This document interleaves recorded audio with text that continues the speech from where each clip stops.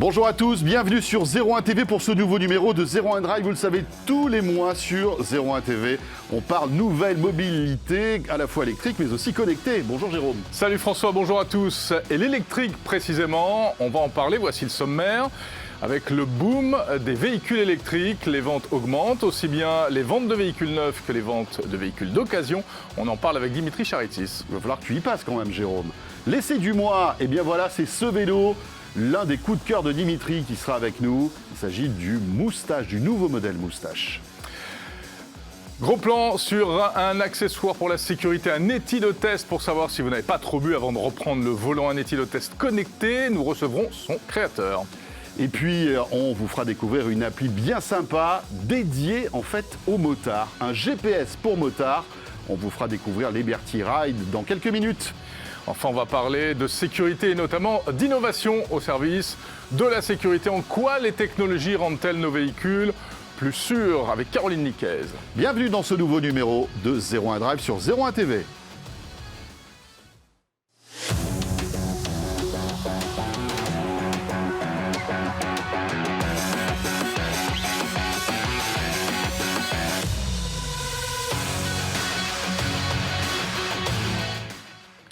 Et oui, 01 Drive, c'est tous les mois toute l'actualité des nouvelles mobilités électriques connectées, à la fois sur 01nettv.com, sur YouTube, mais aussi sur les box dorénavant, sur les box Orange et SFR. Merci en tout cas de nous suivre tous les mois. Nous allons donc plonger dans l'électrique, enfin avec prudence, parce que c'est de l'électrique, hein, oui, évidemment. Ça peut faire mal. Voilà, effectivement. Bonjour Dimitri Charitis. Bonjour. Bonjour Dimitri, journaliste spécialisé dans toutes les mobilités sur 01net.com, entre autres. Et avec toi Dimitri, on va survoler l'actu de cette semaine, Jérôme. Et l'actu du mois même, ce sont des chiffres qui vraiment ont marqué l'actualité de ce mois de février. L'électrique se porte plutôt bien, avec, et bien sûr, alors c'est sur l'année 2019, en réalité, les ventes de l'électrique ont quasiment explosé, on peut dire ça. Oui, et ça commence encore mieux en 2020 parce que le mois de janvier a connu une petite révolution dans les chiffres de vente. La Zoé est arrivée en 3e position des voitures les plus vendues en France. C'est la première fois qu'une voiture électrique intègre le top 3. Et la Zoé a vendu, Renault a vendu quelques 5000 Zoé. C'est assez énorme comme Alors, chiffre. faut pas dire ça, François, il va plus se sentir là. Non, parce que, pour ceux qui ne le savent pas, il a une Zoé, voilà, c'est dit. On peut parler début de révolution, mais on peut aussi essayer d'expliquer les chiffres. Oui, bien sûr. Alors forcément, c'est le lancement d'une nouvelle voiture. Elle est plutôt intéressante, on en a déjà parlé tous les trois. Et ça se passe bien. Mais à côté de ça, il faut aussi voir qu'en fin d'année dernière, Renault a ralenti la distribution de Zoé. Ils ont un peu coupé les ventes justement pour faire basculer le nombre de Zoé sur l'année fiscale 2020 et être dans les clous européens en termes de CO2. Et donc forcément, il y avait toute une partie des ventes qui avaient été réalisées sur la fin d'année dernière et qui sont effectives en janvier. Mais ça fait quand même un doublement des ventes de véhicules 100% électriques sur 2019. Oui, en fait, traditionnellement... 290 000, c'est ça. Ah, sur l'ensemble de l'année, oui, sur l'ensemble de l'année, c'est fulgurant. Et ça veut dire tout simplement, qu'il y a plus de modèles, qu'on a enfin un choix réel. Oui, c'est ça qui est voilà, important. chaque constructeur s'y met. On commence à avoir au minimum, alors pas tout à fait, mais au minimum un choix chez chacun des constructeurs majeurs. Et puis après, voilà, il y a plus de modèles, il y a des gammes qui sont un peu diversifiées. On n'a plus que du gros SUV 100% électrique. On a aussi de la citadine, on a aussi de la compacte. Enfin voilà, il y a vraiment la possibilité de trouver son choix en motorisation électrique. Dimitri, rappelons aussi que ce n'est que le début de l'essor de l'électrique. Cette année 2020 va voir arriver énormément de modèles de la part de quasiment tous les constructeurs. Effectivement, alors on a parlé des obligations de rejet de CO2 qui incitent ou qui forcent même la main des constructeurs à vendre davantage de véhicules propres et forcément, donc, notamment au cours de l'année 2019, il y a beaucoup de véhicules qui ont été annoncés et là on va avoir il y en a quasiment un par mois, on va avoir vraiment beaucoup de voitures qui vont arriver, des voitures électriques et ça va être hyper intéressant pour le consommateur au final. Notamment Peugeot qui passe la vitesse supérieure. Voilà, Peugeot il y a la 2008 qu'on a déjà testée, il y a la i208 aussi, il y a aussi toute une gamme hybride qui arrive, elle est forcément hyper intéressante. Non, vraiment, en termes de véhicules propres ou moins polluants, on risque d'être servi. Là, pour le coup, il n'y a plus d'excuses réellement pour ne pas aller vers des nouveaux types de motorisation. Alors, en revanche, l'électrique ne séduit pas grand monde. Hein. L'hybride, je veux dire, l'hybride électrique rechargeable. Alors, l'hybride, c'est un peu compliqué parce que l'offre, elle est... Alors, au contraire de... Une petite hausse de 14%. Voilà, et puis l'offre, elle n'est pas forcément claire. Moi, j'ai l'impression que les gens n'ont pas encore saisi la différence entre full hybride, mild hybride, hybride rechargeable. Enfin, c'est pas tout à fait clair. Et voilà, forcément, en gros, c'est quoi les trois segments? Alors, en fait, ça dépend du niveau d'hybridation de la voiture. Le mild hybride, c'est une hybridation très légère qui n'est là que pour les phases d'accélération de la voiture. Après, on a de l'hybridation rechargeable avec une petite batterie et donc du coup, on recharge à la pompe comme une voiture électrique, mais c'est pour une autonomie très réduite. Et on a l'hybride réel, le full hybride, qui lui est une hybridation permanente de la voiture. Et au final, voilà, déjà, ça crée de la confusion. 2, il y a un surcoût. Sur 2 de ces trois technologies-là, il y a un véritable deux technologies. Évidemment. Il faut un moteur thermique et un moteur électrique. Il y a seulement le mild hybride où le surcoût est très faible et n'impacte pas réellement le coût final de la voiture. Mais pour le reste, c'est un gros surcoût, c'est un chèque qui gonfle un petit peu pour le coup. Et puis alors, ce qui est amusant, c'est que le marché de l'occasion, on pensait qu'il n'existerait pas quasiment, de l'électrique d'occasion augmente aussi. En fait, il était inexistant jusqu'ici. Oui, mais il y avait des incertitudes, même sur les batteries. On se disait, un véhicule électrique, c'est pas fait pour être vendu. C'est exactement ça. Mais on voit finalement que les batteries vieillissent bien. On a en plus les constructeurs qui les garantissent maintenant, donc qui garantissent les batteries 8 ans ou 160 000 km. Ça, c'est à peu près la moyenne des garanties qu'on peut voir sur le marché. Et donc finalement, la crainte qu'il y avait au départ, parce que c'était une technologie relativement neuve, la crainte qu'il y avait au départ, en fait, elle s'envole tout doucement. Et on se rend compte que, notamment dans les cas de la Zoé, où il y a une location de la batterie, la longévité de la batterie n'est plus forcément un facteur déterminant dans l'achat. Et pour le reste, les batteries, évidemment, elles perdent en intensité, mais finalement, c'est toujours garanti ou 2 suffisamment efficace pour que le marché de l'occasion soit justifié. Ouais, c'est une bonne nouvelle, ça. Et aujourd'hui, on a des Zoé qui sont à 7 000 à 8 000 € en occasion et qui sont vraiment des occasions très intéressantes. Bien sûr, avec 150, 200 km d'autonomie, ce qui, pour des usages urbains ou réguliers, on va dire, quand on maîtrise un petit peu ses déplacements au quotidien, ça peut être une très bonne solution. Effectivement, ça peut être hyper adapté à certains types d'usages. Rappelons aussi qu'il y a des aides qui sont toujours là, présentes, lorsqu'on achète un véhicule électrique. Le fameux bonus écologique jusqu'à 6 000 €. Pour le coup, il y a toujours un encouragement à aller vers l'électrique. Il faut se méfier quand même de la communication des constructeurs qui annoncent plus que 6 000 € parfois. Il y en a certains qui annoncent carrément 10 000 € et en fait, ça ne concerne c'est le cumul des aides. Oui, c'est le cumul des aides, il faut avoir un vieux diesel, etc. Et il faut aussi regarder, il faut souvent faire le distinguo quand on voit le prix de vente d'une voiture et quand on voit son prix en LDD ou en LOA. Parfois, le bonus est inclus, d'autres fois, il ne l'est pas. Il faut quand même creuser la plupart du temps. Alors ça, c'est la bonne nouvelle. Alors la mauvaise nouvelle, c'est que d'un côté, le tarif des véhicules électriques est somme toute toujours assez raisonnable, mais les recharges, elles, explosent, notamment dans le consortium Ionity. Oui. Effectivement. Le prix de la recharge électrique, en fait. C'est la mauvaise nouvelle pour les possesseurs de véhicules électriques qui est tombée ces derniers jours. Ionity, c'est quand même un énorme consortium. Il y a BMW, il y a Volkswagen, il y a Ford. Enfin, c'est globalement les recharges les plus rapides et les plus répandues en Europe, pour faire court. Et effectivement, ils ont annoncé un changement total de leur tarification. Auparavant, c'était un forfait unique, c'était 8 €, qu'on avait besoin de mettre 20 kWh ou 100. On arrivait sur une pompe Ionity et voilà. On payait une somme forfaitaire. On payait une somme forfaitaire. Donc du coup, on y allait assez allègrement. Enfin, c'était quand même assez pratique. Et là, Ionity a changé les règles du jeu, un petit peu au dernier moment. Et de ces 8 € forfaitaires, on est passé à 79 centimes du kilowatt. Et là, ça nous fait Et là, en fonction des calculs, en fonction des calculs, nous on a fait quelques simulations sur 01net et typiquement, pour parcourir 100 km avec une Zoé, ça revient beaucoup plus cher qu'avec une Clio thermique. On est quoi? On est de l'ordre de...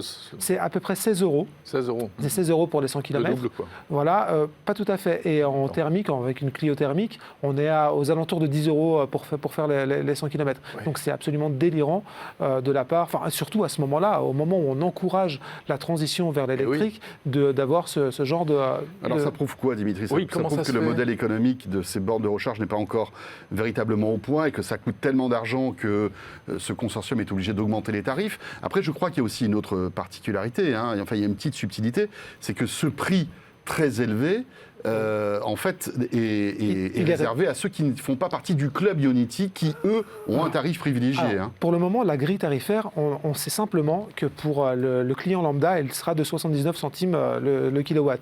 Mais effectivement, en fonction, on va dire, de sa proximité avec le réseau Ionity, on va avoir des tarifs différents.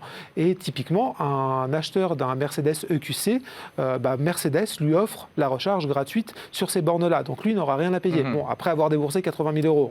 Ouais. On n'est pas... C'est peut-être un peu pour finalement réserver les bornes. En réalité, la finalité, elle est là. Bien sûr que c'est un investissement et bien sûr qu'il est énorme de la part des constructeurs et qu'à un moment, ils vont vouloir avoir un retour sur cet investissement-là.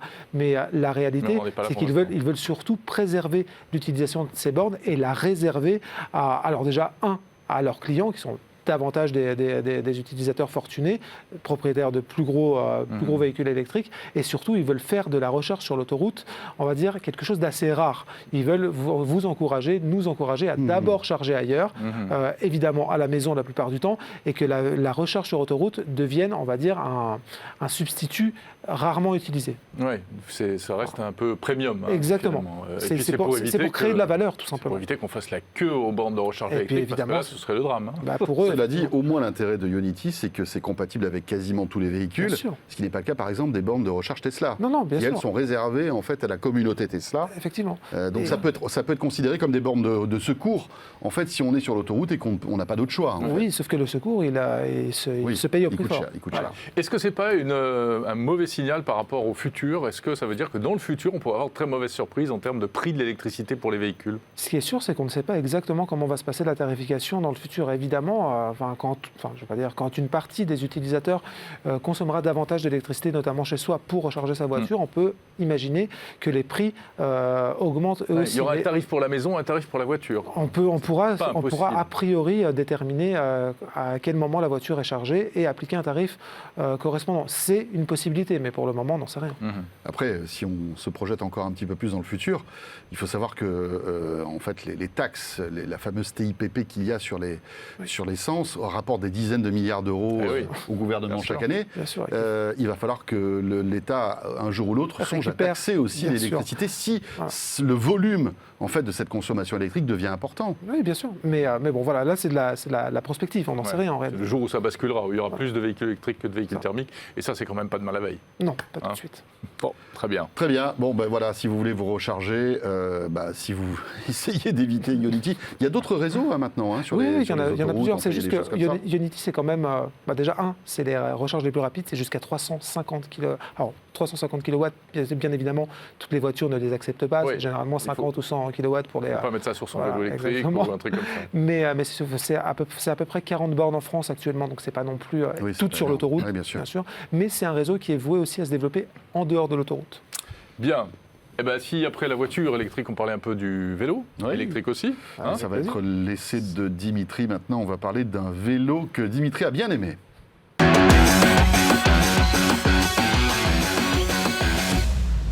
Dimitri Charitsis, bonjour. C'est encore moi. Est-ce que tu peux nous refaire ta blague de tout à l'heure, Jérôme? Ah oui, en plus je l'ai faite off, elle n'est pas passée dans le sommaire. Oui, alors donc on va parler du vélo moustache qui n'est pas barbant.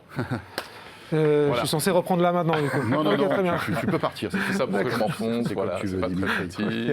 Non, le vélo moustache. Mais alors, quelle moustache? Mais voilà, qui est moustache? De quelle moustache par contre? Alors, Moustache, c'est un constructeur de vélos français qui est basé à Épinal et qui fait des petits vélos très très sympathique depuis quelques temps, qui axe énormément sa communication sur le design, mais qui là est allé sur un nouveau type de vélo, et c'est ça dont je viens de vous parler, c'est le Gravel. Et le Gravel, c'est un type de vélo qui existe en réalité depuis un moment aux États-Unis, mais qui arrive et qui se développe enfin en France.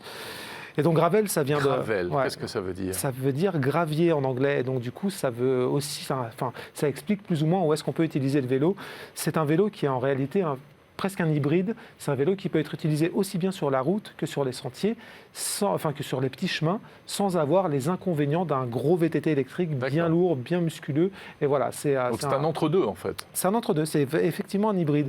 Et les gravels avant, c'était des vélos qui étaient c'était de la confection main, c'était du vélo vite fait. On prenait, on va dire, un cadre de vélo de route sur lequel on mettait quelques éléments de VTT et on espérait que ça tienne la route.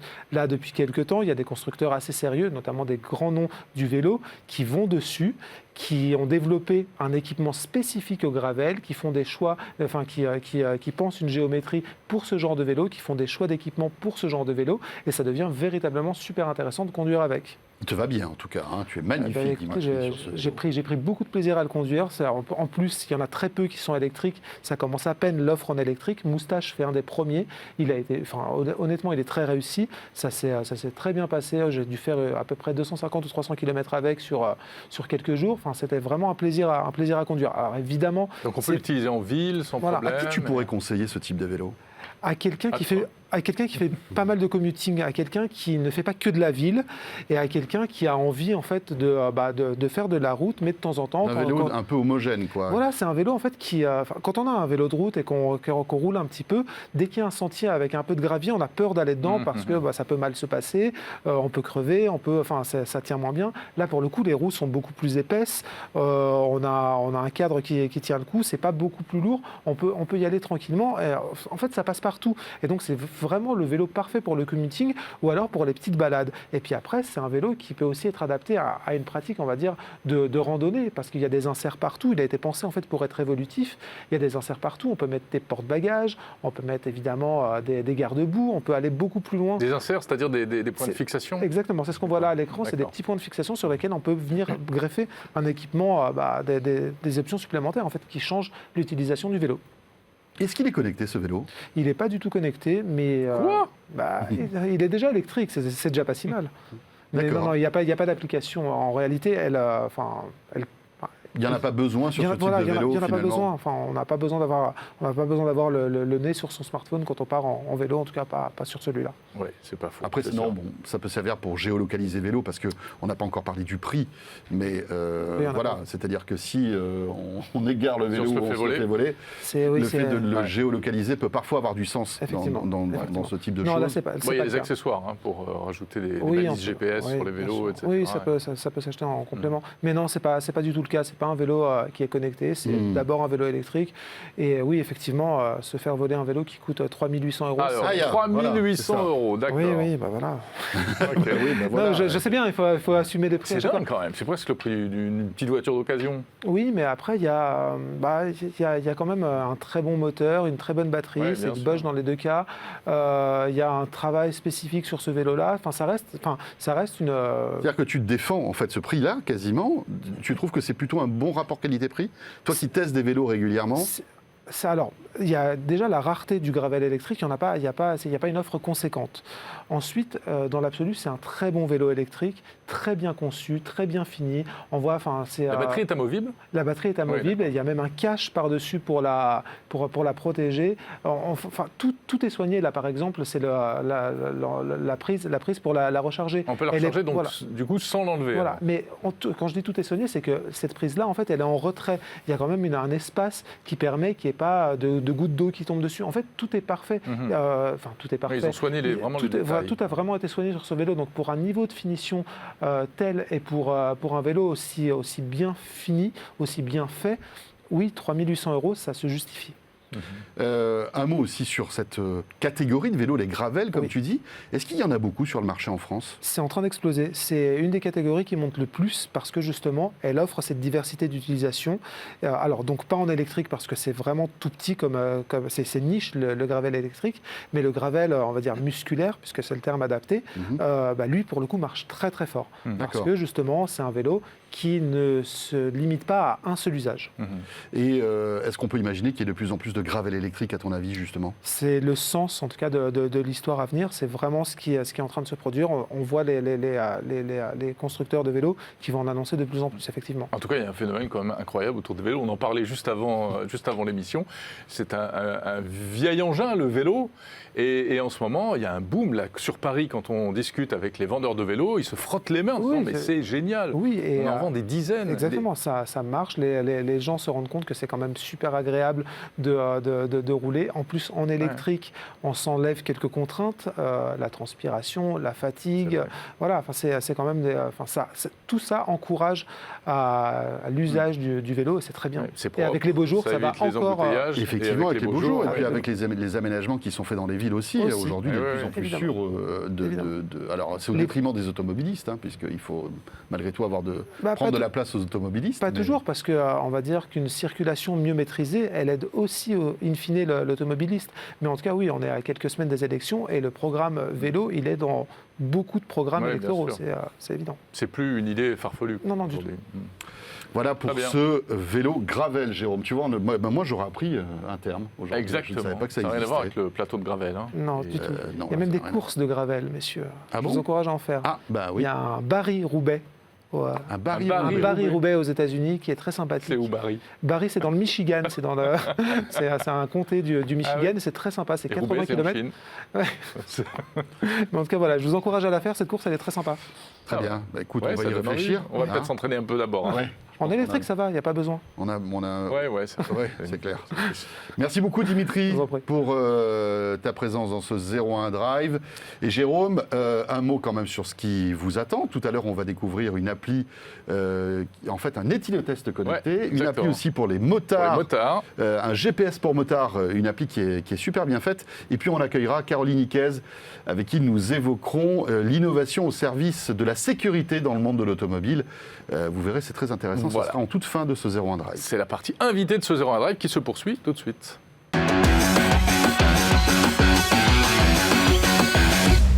L'invité François, il y a même deux invités. Oui, pour le prix d'un.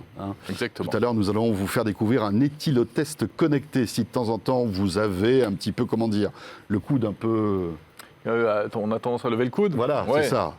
Attention, toujours avec modération. C'est pas du tout français, ça, en plus, comme pratique. Non, pas du tout. On va parler de cet éthylotest connecté dans un instant. Mais pour débuter, Jérôme, on va découvrir une appli pour les motards. Voilà, on parlait de vélo, on va parler de moto avec notre invité, Emmanuel Petit. Bonjour. Bonjour. Liberty Rider, c'est marqué dessus. Oui. Voilà. Qu'est-ce que c'est que Liberty Rider ? Liberty Rider, c'est avant tout un combat. Avant d'être une appli, on est une équipe toulousaine et on a envie de pouvoir sauver des vies. Et en fait, comment on sauve des vies ? On a créé une application mobile qui est capable de détecter un accident afin de pouvoir appeler automatiquement les secours si la personne n'est pas capable de le faire. On est une start-up toulousaine, comme je l'ai dit, créée en 2016. On a à peu près 450 000 utilisateurs depuis 2016. On est très fiers d'avoir pu aider et sauver 80 vies depuis le début de notre... Vous réussissez à comptabiliser en fait les vies que vous avez pu sauver ? Ouais, alors potentiellement on en a loupé quelques-unes, mais voilà, les alertes. Et nous on va appeler nos utilisateurs derrière, savoir ce qui s'est passé. On a un peu un filtre que si on est les premiers à avoir appelé les secours, si la personne était seule et qu'il n'y avait pas de témoin autour et qu'elle a vu les secours arriver alors qu'elle était blessée. Et on a par exemple l'histoire d'un motard qui était malheureusement bloqué sous sa moto après un accident, une sortie de virage, et son téléphone en fait était dans le top case, donc le coffre de la moto entre guillemets, impossible d'appeler les secours, et il a vu les pompiers arriver comme par magie. Ça c'est ce qu'on veut faire, c'est notre combat chez Liberty Rider. D'accord. Alors expliquez-nous, comment faites-vous concrètement, peut-être revenir à la base, je suis motard, j'installe votre appli, je la mets sur mon smartphone, donc iOS, Android, j'imagine. Exactement. Et donc je vais commencer mon trajet, je mets en route l'appli, ou alors c'est transparent, comment ça fonctionne ? Alors, nous en fait, on a comme toutes les applis, un business model qui est freemium. Donc en fait, dans la partie payante de l'application, ça te permet d'avoir la détection d'accident et de ne pas avoir à lancer l'application. Parce on a 400 millions de kilomètres roulés à moto, et du coup on a appris exactement ce que c'était un trajet à moto, et ça nous permet, nous, d'avoir un lancement automatique de l'application. Donc en fait, quand tu es un motard, tu télécharges l'application, Tu peux profiter de nos options gratuites type GPS, moto, etc. C'est plus sur la base du loisir moto. Et toute la partie sécurité de notre application va être dans la partie payante. Et là, quand tu l'as, tu as juste le téléphone dans la poche et tu n'as rien à faire, elle se lance toute seule. Comment elle va détecter que je commence mon trajet? Parce que je pourrais très bien commencer mon trajet en voiture, par exemple. Bah voilà, du coup, on utilise tous les capteurs qui sont dans le téléphone. Il y a des accéléros, des gyroscopes, des GPS. Il y a beaucoup de Comme capteurs. l'Apple Watch qui est capable de nous dire aujourd'hui, tiens, vous avez commencé à faire courir, une à course faire de du vélo, plein air, etc. à faire du vélo. Exactement. Bah, du coup, c'est basé sur des données. Et nous, à 400 millions de kilomètres de données moto, ça commence à être pas mal. Et on a identifié ce que c'était un signal de moto. C'est pas mal, ça veut dire que c'est l'intelligence artificielle qui permet de savoir que tous ces petits mouvements un peu anarchiques pour nous, hein, peut-être, en réalité, c'est typiquement le comportement d'une course en moto. Exactement. Et surtout, c'est typiquement le comportement d'une course à moto où malheureusement, il y a un accident dedans. Parce que de ça, en plus, on a notre algorithme principal, c'est vraiment, on détecte que tu as un moto, et derrière, on détecte que là, c'est un trajet qui se passe mal. Et quand il y a cette alerte qui va arriver, en fait, on appelle ça l'alerte, le motard va entendre son téléphone sonner et vibrer. Il a 2 minutes pour arrêter l'alerte et nous dire « Ok, je vais bien, je suis tombé, mais tout va bien. » D'accord. Et s'il ne l'a pas fait, exactement, s'il est capable de faire l'action. Et s'il ne l'a pas fait, au bout de 2 minutes, il y a une alerte qui va être envoyée automatiquement chez un de nos partenaires investisseurs, qui est Intermutual Assistance. Et eux, ils ont la capacité d'appeler les secours 24/24, etc., dans 10 pays d'Europe. Donc nous, nos motards français sont couverts dans 10 pays d'Europe.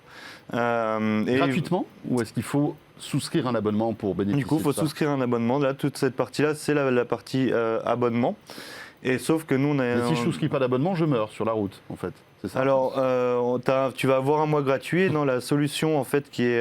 tu as un mois gratuit quand tu télécharges l'application pour essayer. Et la solution qu'on essaie de mettre en place, c'est que tu puisses l'avoir gratuitement via ton assurance. Donc, notre business model, en fait, c'est plutôt qu'essayer de demander de l'argent aux motards. On va créer des partenariats de grande ampleur avec des assurances. Donc, aujourd'hui, on a Massif, Matmut, Mutuelle des motards, AXA. Ça représente déjà quasiment 50% du marché. Donc, un motard sur 2 est assuré chez un de nos partenaires assureurs et va avoir toute l'application gratuitement et c'est l'assurance qui lui paye. Donc l'intérêt, c'est que j'ai un accident, je suis inconscient, au bout de 2 minutes, les secours vont être avertis en urgence qu'il y a un souci. Exactement, en fait. Avec géolocalisation, etc. Et même si on a beaucoup de témoignages de motards aussi qui nous disent, même si j'avais pas besoin des secours, le fait que quelqu'un m'appelle, me rassure, me demande, me prend bien le temps, regarde les gens. En fait, ça m'aide à me recentrer et ça les aide beaucoup et ça les rassure. Il y a une extension, justement, je parlais de la Watch tout à l'heure. Il n'y a pas une extension sur une montre connectée, pour les montres connectées? Alors, on a un widget montre connectée, on a l'appli montre connectée où tu peux lancer ton application via la montre. Ça, on l'a développé avant le lancement automatique. Et il y a un autre, en fait, il y a un intérêt de la montre, c'est que nous, quand tu lances manuellement ton application, donc quand tu fais l'effort de le faire, on a une fonction aussi qui est basée sur la rassurance des proches. Parce qu'il faut savoir qu'un proche, quand tu pars à moto, il va être quand même assez inquiet, plus qu'en voiture. Et du coup, en fait, Liberty Rider, quand tu es motard, tu rentres les contacts des proches que tu veux. Et ces contacts-là, en fait, quand tu lances l'application, vont recevoir un SMS qui dit « Ok, je pars à moto » et ils ont un lien dedans où ils peuvent te suivre, savoir ton niveau de batterie, l'arrêt, etc. Le use case, c'est je devais rentrer à 8 h, mais en fait, je me suis amusé avec les copains, donc il est 21 h. Moi, j'ai quelqu'un qui m'attend à la maison qui est inquiète. Mais en fait, elle voit que je suis en train de rouler et tout va bien. D'accord. Oui, c'est un peu comme Waze où on peut suivre en fait les trajets. Et là, un peu plus typé moto, etc. Donc, c'est vrai que ça peut rassurer les personnes. Exactement. Ouais. Et ça, c'est une fonctionnalité qui est gratuite aussi? Celle-là, elle est gratuite, voilà. Celle-là, elle est gratuite. Et après, on a toute une partie GPS, roadbook, qui est vraiment plus sur l'usage de la moto et le plaisir qu'on prend à faire de la moto, qui vont être des fonctionnalités gratuites. Et on a aussi sur la partie connectivité, on a un gant connecté qui va être capable de remonter des dangers. Donc on a un peu les radars, mais on a développé aussi une fonction qui s'appelle virage dangereux. Donc on a cartographié tous les virages de France. On a calculé leur rayon de courbure et on est capable de dire à un motard pendant 150 mètres avant. Comment il doit là, aborder le virage. Vite. Ouais, là, tu arrives un peu vite dans ce virage-là. Si tu passes à 30, on ne dit rien. Si tu le prends le même à 90, potentiellement, on va te dire là, tu arrives un peu vite. Et du coup, en fait, c'est remonté via le Bluetooth, parce qu'on a des kits Bluetooth en moto, via une alerte sur le téléphone GPS. Et on a des gants connectés aussi qui vibrent et qui s'allume avec des LED. Ça, un gant connecté, mais c'est vous qui le fabriquez, cet accessoire ? Du coup, on est en co-branding avec une marque française de Salon de Provence, justement, qui s'appelle Racer. Oui, parce que votre voisin est d'Aix-en-Provence, on va en parler dans un instant. On est juste à côté. Voilà. Ce monsieur n'est pas un inconnu, c'est notre deuxième invité. On ne l'a pas encore présenté, mais on va tout vous dire dans un instant, bien évidemment. Il ne s'est pas incrusté là sur le canapé. Il n'y a pas de souci, on va vous présenter dans un instant. Moi, j'ai une petite question sur un peu plus business, marché finalement. Ouais. Vous avez des concurrents quand même, parce qu'on a vu au fil des années arriver pas mal de services comme ça, d'alerte, etc. Je pense même à la start-up Cosmo qu'on avait reçue, qui fait un service pour les motards avec, me semble-t-il, un système d'urgence aussi. Comment est-ce que vous vous différenciez les uns des autres ? Alors nous, on a deux parties un peu concurrentielles. On a la partie qui sera l'app numéro 1 des motards. Donc le combat, j'aimerais être le Runtastic ou le Strava de la moto. Sur ce combat-là, on a un concurrent principal avec qui on aimerait bien plutôt chercher à se rapprocher et faire des choses ensemble. Sur la détection d'accidents, au niveau... c'est qui ce concurrent, tiens ? Il s'appelle Kalimoto, ils font beaucoup de la partie GPS et loisirs. D'accord. Du coup, si on pouvait s'allier, ce serait pas mal. Bah voilà, s'il nous écoute, Monsieur Kalimoto, voilà, le message est lancé. Le message est lancé. Et du coup, et sur la partie détection d'accident, c'est beaucoup des hardware. Du coup, nous, notre différenciation, c'est un peu l'accès à la solution qui va être plus limité quand tu as un hardware. Cosmo Connected, c'est plus facile de télécharger une appli. Ouais. Et en plus de l'avoir gratuitement par ton assurance. Cosmo Connected, c'est une super solution et c'est elle qui fait aussi la partie détection d'accident et appel au secours. Et on n'est que deux en fait à faire vraiment ce appel au secours. Beaucoup des autres solutions en fait appellent les proches. Ça, c'est une chose qu'on ne veut pas faire, nous, être anxiogène pour les proches, etc. Mais pardon, je vais reparler pour la troisième fois des montres connectées, parce que c'est vrai qu'elles font quand même beaucoup de choses aujourd'hui, et notamment l'Apple Watch a un système d'urgence pour quand on chute. Par exemple, ça ne peut pas marcher quand on est motard, ça ne peut pas détecter des chutes de moto et également prévenir les urgences. Vous n'avez pas testé ? On a testé la chose de détection de chute. Nous, l'objectif, en fait, c'est l'Apple Watch est un hardware, donc en fait, on a une concurrent potentiellement qui s'appelle maintenant l'Apple Watch et ça devient plus gros, donc ça peut faire plus peur. Mais ça a toujours la même barrière à l'entrée, c'est déjà faut que tu sois un Apple addict, que tu aies cet Apple Watch.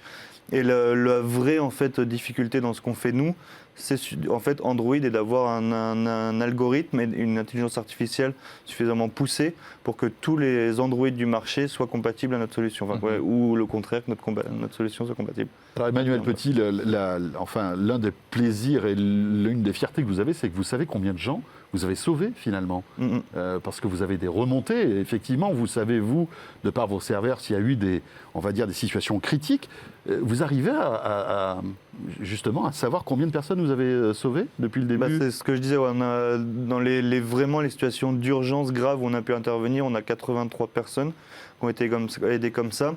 Et comme je disais avant, les personnes qui vont être plutôt rassurés par les appels ou même un appel à l'urgence où on est les deuxièmes à avoir appelé les secours, mais on donne des informations beaucoup plus précises qui permet aux secours d'intervenir plus vite. Ça, on a plus de 1000 motards qui ont été aidés par Liberty Rider depuis 2016 du coup. Super, parfait. Voilà. Et puis très bien, donc on voit qu'aujourd'hui finalement les motards ont le choix entre plein de solutions et c'est ça qui est bien. Et c'est super. Vous restez avec nous, Emmanuel Petit. Et juste en juin, on va se connecter avec un système de airbag indépendant qui s'appelle InEmotion. Et quand airbag moto. Ouais. Et du coup, on va faire une complémentarité. Et l'airbag se déclenche et Liberty Rider se déclenche. Ça va faire une suite logique de j'ai un accident, je suis mieux protégé grâce à mon airbag. Et en même temps, j'ai les secours qui arrivent plus vite. Ça, c'est intéressant aussi, bien évidemment. Voilà. Ça sécurise encore plus le motard qui, on le sait, est très vulnérable malgré tout. Exactement. De par déjà lui-même sa conduite, mais aussi par les automobilistes qui, eux, par le fait qu'on n'ait pas de carrosserie. Et voilà, sont beaucoup mieux protégés. Vous restez avec nous parce que le sujet qu'on va évoquer là va peut-être vous intéresser. Guillaume Nézat est avec nous. Bonjour Guillaume. Bonjour. Et vous êtes le fondateur d'Olit. Alors on est toujours sur la sécurité, on est toujours sur la prévention et évidemment la mobilité. Vous avez créé un éthylotest connecté, c'est ça ? Alors c'est ça, Olit a créé Osigo, un éthylotest qui est une technologie réutilisable et qui veut aussi améliorer le quotidien et sauver des vies. Juste par rapport à ta présentation, c'est quand même 3300 décès par an en France. Alcool. Dû à l'alcool sur la route. Et il y a aussi 50 000 personnes qui sont touchées par des accidents, qui sont handicapées à vie à cause de ces accidents. C'est énorme. C'est terrible. Ouais, et c'est qu'en France. Et c'est qu'en France. Même si c'est en baisse, ça reste... Ouais, légère. Ouais. Alors on voit qu'il y a plein d'initiatives intéressantes qui sont faites justement pour combattre l'alcool au volant. En sortie de clubs, de boîtes, il y a toujours, il y a le fameux SAM, il y a aussi des systèmes aujourd'hui de VTC qui ramènent les gens chez eux s'ils sont, on va dire, un petit peu chancelants, etc. Mais ça ne suffit pas. Là, qu'est-ce que vous voulez faire en fait? Vous voulez sensibiliser l'automobiliste avant qu'il prenne le volant, c'est ça? On a créé Olit avec l'ambition et la volonté de vouloir aider, prévenir et conseiller les personnes. Aujourd'hui, vous allez au restaurant, vous buvez un verre ou deux ou trois, vous savez difficilement à quel taux vous êtes et quand est-ce que vous pourrez reprendre le volant. Donc, l'idée originale, c'était de fournir un éthylotest qui soit fiable et précis. Donc pour ça, on a développé en fait la meilleure technologie qui existe pour mesurer l'alcool dans l'air expiré, et on a pris celle qui est utilisée par les forces de l'ordre dans les éthylomètres actuellement. Donc c'est quelle technologie d'ailleurs? C'est de l'infrarouge, donc la spectroscopie infrarouge. D'accord. Donc Osigo est le seul éthylotest à intégrer cette technologie. Donc fiabilité et précision avec ce système-là. C'est une fiabilité de quoi? De quasi 100%? On a des statistiques? Sur le test, en fait, on est à 100% bon. Donc on a un laboratoire qui teste ça à Paris, pas très loin, avec une grosse batterie de tests. Il y a des normes qui sont derrière tout ça. Et ça va être fatigant de tester un éthylotest parce qu'on est obligé de boire. Beaucoup. Donc au bout d'un moment... Et en interne aussi, ouais, c'est pas mal de problèmes. Ouais. Mais il y a des machines qui font ça très bien. Ah, voilà. D'accord. Vous me rassurez, parce que franchement... Non, il y a des machines qui font ça très bien. Le Osigo, c'est aussi apporter non seulement la technologie, mais le service. On l'a connecté à une application qui, elle, va vous apporter des informations supplémentaires, vous dire notamment à partir de quand vous pourrez reprendre le volant ou retourner à zéro. Et bientôt, en fonction du pays dans lequel vous êtes, vous informer par rapport à la réglementation du pays dans lequel vous vous trouvez. Ah oui, parce que les taux, évidemment, ne sont pas les mêmes dans tous les pays. Ils sont tous différents, en fait. D'accord. Donc je sors d'un resto un peu arrosé. Je ne sais pas du tout si je peux conduire ou pas. Parce que, comme vous le disiez très justement, on ne sait pas dans quel état on est. Enfin, on sait, évidemment, si on est complètement bourré, là oui, on le sait, mais il y a toujours cette zone où on se dit, tiens, ça va aller. Oui, c'est ça. Voilà. Exactement. Mais malgré tout...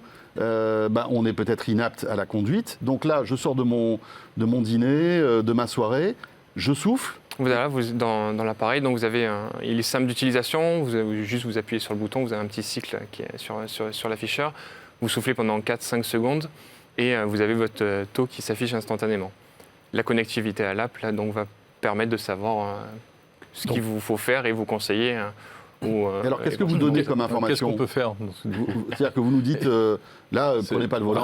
Rasseyez-vous et ne bougez plus. C'est limite. Comment ça se passe en fait? Quel type d'information on a? On a une information très claire qui vous dit votre taux. Donc par rapport au seuil légal, si vous êtes au-dessus, en dessous, en fonction de votre profil, si vous êtes jeune conducteur, si vous êtes conducteur avéré ou conducteur professionnel. Oui, parce qu'après, il y a des paramètres physiologiques. Je veux dire, un homme et une femme est inégale par rapport à un homme sur ce sujet. Tout à fait, sur les temps de montée, en fait, on est tous différents. Et que ce soit le genre, la taille, les taux de graisse, mais surtout... Donc avec la même quantité d'alcool ingéré, les personnes auront des taux différents. Ouais, en fonction de ce que vous avez mangé, c'est ce qu'on intègre dans l'application. Il y en a qui ont plus de résistance que d'autres, on va dire. Peut-être des questions d'habitude ou... Oui, mais je pense que la résistance n'influe pas sur le taux d'alcool. C'est-à-dire que c'est pas parce qu'on va être résistant qu'on va pas avoir autant d'alcool dans le sang, en fait. C'est des gens qui ont peut-être l'habitude... Exactement, et l'alcool est considéré comme une drogue parce que c'est addictif. Bien sûr. L'alcoolémie, c'est une pathologie, et ça rejoint un peu ce que vous disiez. Ce que vous dites, c'est au plus vous buvez, au plus vous avez la sensation que vous pouvez boire 2-3 verres et tout va bien, mais la concentration d'alcool, elle, par contre, dans le sang, ne change pas. Alors l'avantage, c'est que c'est à usage, on peut l'utiliser plusieurs fois. C'est ça. Donc, contrairement à un éthylotest classique, je veux dire. Oui. L'inconvénient, peut-être, c'est le prix. Alors, le prix, oui, ça peut être un inconvénient pour le grand public. Il est à 249 €, Ah oui. TTC en France. L'accès, en fait, si on compare le prix d'un éthylomètre Je peux vous l'emprunter, là, bien sûr. puisque vous l'avez apporté. Voilà. Un Là, il est allumé? Non, il n'est pas allumé. Ah, donc on ne saura pas quel est mon taux d'alcool. Voilà. Oui, mais je pense Bon, que à cette heure-là, en principe, je pense que là, t'es à jeun, hein. Oui, je Il pense que là, il n'y est a pas de bon, problème. normalement. Un éthylomètre aujourd'hui, c'est entre 5 000 et 10 000 € pour la même technologie. D'accord. Donc c'est Ah oui, d'accord. Ceux utilisés par la police, c'est 5 à 10 000 €? Exactement. Waouh! Donc là, Osigo, c'est le seul éthylotest à intégrer cette technologie de spectroscopie pour la fiabilité et la précision. On l'a adressé dans un premier temps, début d'année dernière, aux professionnels, parce que c'est aussi eux qui sont le plus touchés dans l'alcoolémie. Le BTP, c'est 20% des accidents. Ah oui, il n'y a pas que la voiture. C'est un mort tous les 5 jours à cause de l'alcool dans le BTP. Mais alors comment? Sur le transport ou dans la manipulation d'engins Les engins dangereux, vous avez les grutiers, vous avez tous ceux qui sont dans le secteur. Ah oui, c'est vrai que si on conduit une grue et qu'on est fatigué et qu'on est un peu bourré, c'est donc pour souffler, en fait, il faut... J'ai déjà joué ce morceau, là. Il faut souffler pendant... Ça fait un peu flûte. Ça fait un peu flûte, ça fait un peu flûte à bec. Il faut souffler pendant 5 secondes de manière constante, pas besoin de souffler fort, mais il faut durer jusqu'à 4 secondes. Mais est-ce que ça s'adresse vraiment à l'automobiliste lambda? Parce que c'est vrai que le prix est un frein, malgré tout. 240 €. Waouh, je suis nickel. T'es nickel? 0 gramme, 0 milligrammes. Il a déjà réussi à le pirater. Donc 0,00 mg par litre. Voilà, et l'avantage, c'est que ça s'affiche instantanément. Aussi, grâce à cette techno, vous avez, peu importe votre taux, ça s'affichera instantanément. D'accord. Rappelons aujourd'hui que les taux sont de plus en plus... dans le monde, se durcissent un petit peu. Oui. Après, chaque pays a sa législation. La France est un grand consommateur historique aussi d'alcool, donc c'est un peu compliqué aussi. Mais de l'autre côté, on a ce que vous disiez tout à l'heure, c'est la problématique du nombre de décès, d'accidents qui ne réduit pas suffisamment. Et puis les points, c'est-à-dire que si on se fait attraper avec un taux d'alcool dans le sang élevé, on peut perdre son permis et perdre des points. Emmanuel, est-ce qu'on peut imaginer qu'évidemment pour les motards, c'est un outil qui est hyper intéressant pour vous, ça aussi? Ouais, ça pardonne encore moins, je pense, l'alcool à moto. Enfin, ça pardonne jamais. Après, je pense dans la moto, il y a quand même, il y a forcément des gens qui boivent quand même, mais il y a quand même une conscience chez le motard quand je prends ma moto, là, je me permets moins de choses. Quoi. Ah, les motards sont plus responsables que les automobilistes. Là, si on ouvre alors, le débat... J'ai pas dit ça. J'ai dit potentiellement, quand il prend sa voiture, il peut... Voilà.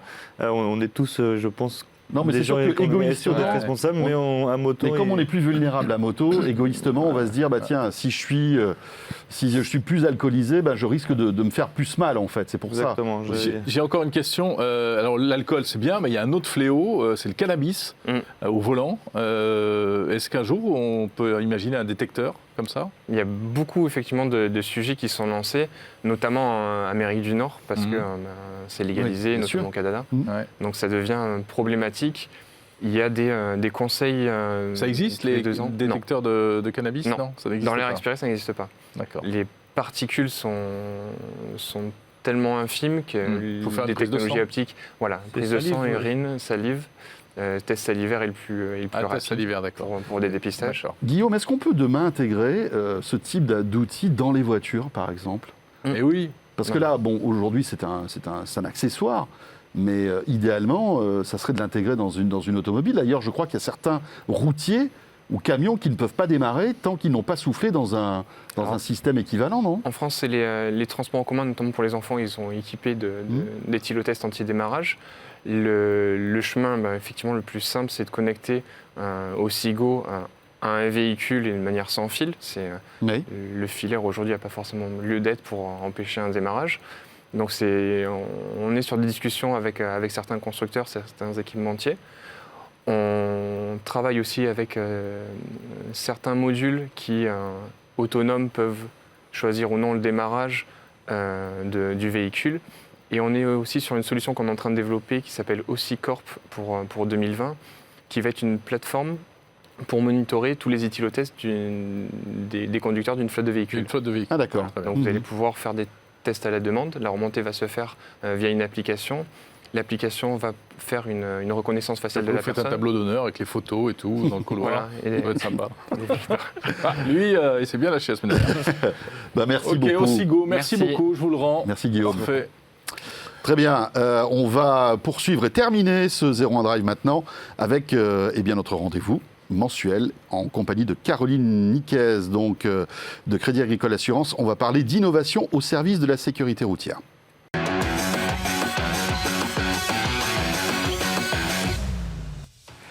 Voilà le retour et la fin de ce 01 Drive, bien évidemment. Votre rendez-vous dédié aux mobilités, à toutes les mobilités, avec un focus, vous l'avez remarqué pour cette émission, sur la sécurité et l'innovation. Jérôme, et comme dans chaque 01 Drive, on va avoir notre conseil de notre experte. Bonjour Caroline Niquez. Bonjour. Bonjour Caroline. De Crédit Agricole Assurance. Avec vous, on va essayer d'aller encore plus loin par rapport à tout ce qu'on a pu dire jusqu'à présent. Bon, d'abord, peut-être un petit rappel, un petit état des lieux de les accidents en France. Ça représente quoi? Quelles sont les causes? Alors, en 2018, en fait, c'était 53 000 accidents pour environ 73 000 blessés de la route, en fait. Donc, il y a un vrai enjeu, très clairement. Et là, on ne parle que de la voiture, on ne parle pas du vélo, on ne parle pas de... Ouais, c'est l'accident de la route. Ouais. Accident de la route, oui. Et donc, la sécurité routière, en fait, ça repose sur 3 grands facteurs. Le véhicule, les infrastructures et le comportement du conducteur. Et oui, parce que finalement, il ne faut pas oublier que s'il y a des accidents, c'est souvent parce qu'il y a un défaut du comportement du conducteur. Alors, on parle beaucoup de technologie dans cette émission. Est-ce que la technologie est la vraie bonne réponse? Est-ce que ça suffit? Est-ce que ça ne pose pas des nouveaux problèmes? Alors, c'est vrai que ça pose la question de ces véhicules qui sont de plus en plus connectés, avec de plus en plus de techno et d'intelligence. Alors, c'est une bonne nouvelle, puisque ça permet de limiter les risques, justement. Mais pour autant, ça peut poser la question du conducteur qui est moins sensible et qui perçoit moins les risques que par le passé. Donc ça, c'est une première idée intéressante, c'est de se dire, bon voilà, on a des véhicules très connectés. Plus le véhicule est connecté, j'ai envie de dire, plus le conducteur est déconnecté en fait de son environnement et des risques qui l'entourent. Donc ça, c'est un point d'attention. On s'en remet à la technologie, finalement. On s'en remet et du coup, on se dit la voiture moins... va freiner, donc... Exactement. Donc on est moins attentif au bruit, on est moins attentif à ce qui se passe autour. Je citais tout à l'heure les infrastructures. Aujourd'hui, pour démarquer les voies sur la route, on connaît bien nos lignes blanches. Là. Demain, on aura peut-être des capteurs qui vont venir permettre aux véhicules connectés justement de se mouvoir et de faire la part des choses entre les différentes voies. Mais qui dit capteur dit plus de lignes blanches, donc quid du comportement du conducteur s'il ne voit plus, lui, ces lignes blanches. En fait, comment il va pouvoir reprendre la main, le cas échéant, dans son véhicule. Donc ça pose vraiment cette question-là. Oui, bien sûr. On voit déjà, il y a pas mal de véhicules aujourd'hui qui ont des fonctionnalités de suivi en fait, de ces fameuses lignes blanches pour rester dans la voie. Ouais. D'ailleurs, ça marche pas tout le temps. Ouais. Donc, il ne faut pas faire confiance. Enfin, en tout cas, c'est un confort, mais il ne faut pas oublier qu'on est conducteur et qu'on a d'immenses responsabilités. C'est-à-dire, pour l'instant, les capteurs en question, ils font comme nous, ils les voient, les lignes blanches. Mais demain, ils communiqueront directement, c'est ça? Demain, potentiellement, on n'aura peut-être plus de lignes blanches, on aura uniquement des capteurs sur la route. Et du coup, le véhicule, si tout va bien, il saura reconnaître, mais le moment en fait, où ça ne marche pas, ou le moment où l'humain doit reprendre la main, justement, ça posera quelques questions. Donc c'est tout ça qui bouge. Et puis c'est vrai que de manière assez classique, la sécurité routière jusqu'à maintenant, c'était beaucoup attaché au comportement du conducteur. Donc je mets ma ceinture, je fais attention à la vitesse. Demain, dans ce contexte-là, c'est assez différent. Ça pose des questions donc de responsabilité, certes, mais ça pose aussi la question du partage de la route. On l'a vu avec les grèves, là, cette année et l'année dernière, entre les trottinettes, les vélos électriques, les voitures, comment on se partage la route, comment on gère la civilité ou l'incivilité, tout ça, ce sont des sujets à explorer qui font que la sécurité routière se transforme aussi. Avec évidemment une recrudescence des accidents très très graves en trottinette, on l'a vu l'hiver dernier, justement à cause des grèves. Ouais. Alors, avant de parler de certaines innovations aussi que vous suivez de près, justement toutes ces transformations, on a envie de vous poser la question tout de suite, comment est-ce que ça impacte votre métier d'assureur? Eh bien, ça impacte le métier puisqu'en fait, nous, on est vraiment là pour assurer les citoyens sur les risques. Et à partir du moment où les risques et les comportements changent, nous, il faut aussi qu'on évolue et qu'on aide nos assurés à comprendre apprendre à changer face à ces nouvelles mobilités, ces nouveaux usages. Donc ça fait partie de notre rôle d'assureur. Et puis je dirais qu'on va passer de plus en plus d'un modèle de l'assurance autour d'évaluer les risques, réparer les risques, à un modèle qui est plus prévoir et prévenir les risques. Donc c'est ça un peu l'évolution de notre modèle.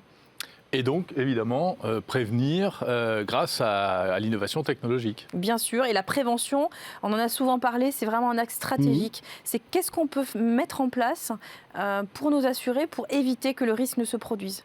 Donc, il y a plein d'initiatives sur la prévention, les stages post-permis, les sujets autour de l'alcool. Enfin, il y a beaucoup de choses que les assureurs mettent en place pour, je dirais que ça fait partie de leur raison d'être. Pour éviter que le risque ne se produise, c'est bien pour tout le monde, en fait. Après, il y a des infrastructures routières aussi qui vont s'améliorer, justement pour réduire peut-être les accidents. On parle d'un bitume révolutionnaire qui pourrait arriver aussi. Alors c'est vrai qu'il y a plein de choses qui sont en R&D en ce moment, d'autres qui marchent ou qui ne marchent pas encore totalement, mais c'est intéressant de regarder. Le bitume perméable, alors ça c'est intéressant, c'est un bitume qui permet d'absorber jusqu'à 4000 litres d'eau par minute. Ah oui, pour éviter l'aquaplaning. Exactement, pour éviter l'aquaplaning. Et il y a des petites vidéos qui circulent sur le web, c'est assez impressionnant à regarder, donc à voir si ça va fonctionner vraiment de manière industrielle. Vous avez aussi les pneus increvables, donc des technologies de pneus sans... Ah non, on l'a déjà fait, le coup des pneus increvables. On n'y croit plus. Du pneu, ça existe vraiment, ça va vraiment exister. C'est intéressant de regarder s'il y arrive. En tout cas, un pneu qui est conçu sans air et qui s'inspire des coraux marins. Enfin, voilà, toujours s'inspirer de la nature, c'est toujours assez intéressant, je trouve. Donc en fait, il ne pourrait pas crever, quoi, en quelque sorte. Oui, il n'y a pas d'air. Enfin, il n'y a pas de chambre à air. Il n'y a pas de chambre à air. Ouais. Et puis, quelque chose que je trouve intéressant aussi, c'est dans la voiture, le volant avec des capteurs qui est en capacité de mesurer, en fait, faire une sorte d'électrocardiogramme, voir en fait la façon dont votre cœur fonctionne, de détecter à un moment donné le potentiel malaise ou le problème, ou sentir les situations de stress ou d'angoisse et déclencher la clim, déclencher une petite musique douce, déclencher quelque chose pour... détecter la fatigue aussi. Détecter la fatigue, exactement.